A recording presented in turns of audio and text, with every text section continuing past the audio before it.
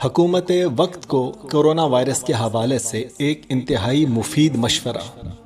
یہ بہت چھوٹی سی ویڈیو ہے، ویڈیو ضرور پوری دیکھیے گا۔ اس ویڈیو کے آخر میں حکومت وقت کو دو بہت ہی اہم مشورے دیے گئے ہیں، لیکن اس سے پہلے کچھ مختصر بات کر لیتے ہیں۔ آج ہم سب پاکستان سے سعودیہ تک اور شرق سے غرب تک صرف کسی ویکسین کا ہی انتظار کیوں کر رہے ہیں؟ ہم سب اچانک اپنے اللہ کو اور اس کی طاقتوں کو کیوں بھول چکے ہیں؟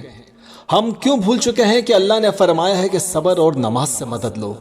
ہم کیوں بھول چکے ہیں کہ اللہ اکبر، اللہ بہت بڑا ہے؟ ہم سب کو کرونا وائرس کی طاقت سے خوف ہے، لیکن ہمیں اللہ تعالیٰ کی طاقت پر بھروسہ کیوں نہیں؟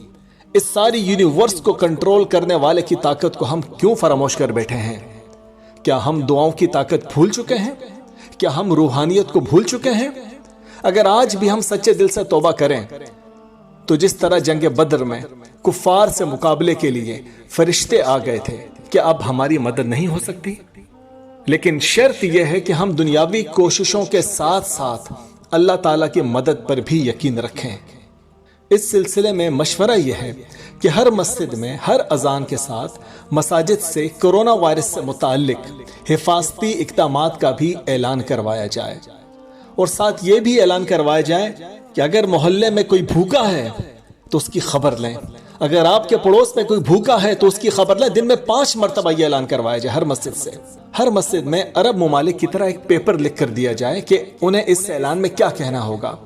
اس طریقے سے ایک دن میں 5 مرتبہ حفاظتی تدابیر بتانے سے لوگوں کو اچھی طرح سے یاد ہو جائے گا۔ دوسرا مشورہ یہ ہے کہ ہر مسجد میں کوشش کر کے ہر اذان کے ساتھ چند گھنٹے، اور اگر ممکن ہو تو سارے دن کا زیادہ تر وقت تلاوت کلام پاک کی یا تو ریکارڈنگ لگا دی جائے، اور یا کوئی قاری صاحب اگر خود تلاوت کرنا چاہیں تو یہ بھی بہتر ہے۔ ان دونوں کاموں سے 2 فائدے ہوں گے۔ ایک تو دنیاوی طور پر سب لوگ کرونا وائرس کے حوالے سے حفاظتی تدابیر سے باخبر رہیں گے، اور دوسرا دینی طور پر ہم سب کا تعلق اللہ تعالیٰ کے ساتھ بھی رہے گا۔ اگر آپ کو یہ مشورہ پسند آیا ہے تو برائے مہربانی اس ویڈیو کو زیادہ سے زیادہ شیئر کریں، اپنے کسی بھی چینل پر اپنے ہی نام سے اپلوڈ کر دیں۔ میری طرف سے کوئی بھی پابندی نہیں ہے۔ انسانیت کے تحفظ کے لیے اپنا کردار ادا کریں اور اپنا بھی حصہ ملائیں۔